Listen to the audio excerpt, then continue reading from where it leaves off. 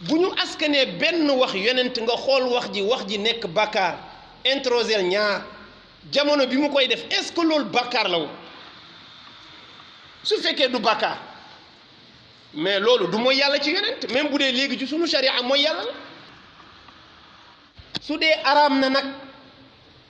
su dee araamoon na yonent boobu def bu dee jëf ji nu askane yonent jamono boobu lu xaraam la ci sharia ba mu nekk yonent boobu defu ko xamal ne ay yàqkat ñoo ko bind pour mën ko tuutal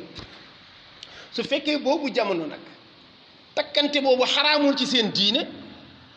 mais loolu du mooy yàlla même bu ko ab yonent defee tuddul woon mooy yàlla surtout bu dee ki ko wax gëmul ne ab yonent day mooy yàlla c'est-à-dire ab nitu diine boo xam ne dafa samp daara nit ñi di fa mokkal alquran yemu ci mu samp institut islamique ay ngënki boroom xam-xam yu bare di fa génne man bokkuma ci ñi gëm ne yonent day mooy yàlla man dama gëm ne yéen ñëpp loolu ngeen gëm sax man dama gëm ne fii kenn gëmu fi ne benn yonent dana mooy yàlla loolu ku ko gëm doo nekk jullit man Serigne Cheikh bi ma dégg ma wax ko def ko ne moom dafa ni jamono boobu loola du woon bakaar du woon mooy yàlla léegi nag mu des ñu dellu ci histoire ñu seeti ba xam loola la woon wala déet loolu rek la amul leneen ndax man gis naa histoire yonti yàlla Yuusuf te du moom kese yonent yu bare ci suñu téere tafsir yii souvent ñu askane leen ay jikko yu amul loolu am na israiliyaat yii nekk ci tafsir yi téere yu bare ci ñoom léeg-léeg ñu indi commentaire yoo xam ne ci yonent bu la yàlla dimbaliwul di nga am ci yonent pas-pas bu suufee te loolu mën na la yóbbu kéefa yooyu di ko moytu lu am solo la yonti yàlla Yuusufa wala qad hammat bihi wa hamma biha c'est-à-dire mooy nammu ca yabu ca ndaw si moo doon provoqué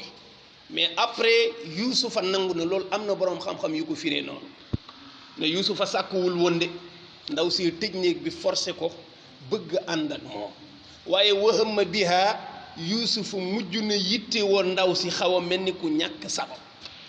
te loolu am na ñu ko bind ci ay téere mais wérul waxuñ ne mooy na yàlla dañ ne bëggoon na ko wala qad hammat yitte woona moom ndaw si di mooy yàlla bihi ci Yuusufa ñoom ñu firee ko rek wa hamma Yuusufa itam yitte woona mooy biha ci ndaw si man de tafsir boobu ci Serigne Moustapha laa njëkk a dégg mu wax ne ñaari boroom xam-xam rek am boroom xam-xam bu ñaaw xel ak bu rafet xel am nañu jàpp ne wala qad hammat bihi wa hamma biha ñoom ñaar ñëpp après mujj nañu bëggante mu ne waaye déedéet wala qad hammat bihi ndaw si yitte woona Yuusufa wa hamma Yuusufa yitte woo biha ci rëcc ndaw si ndax ab yonent du mooy loolu défendre ab yonent la mooy parce que boobu jamono ànd ak ndaw si njaaloo la te ab yonent du njaaloo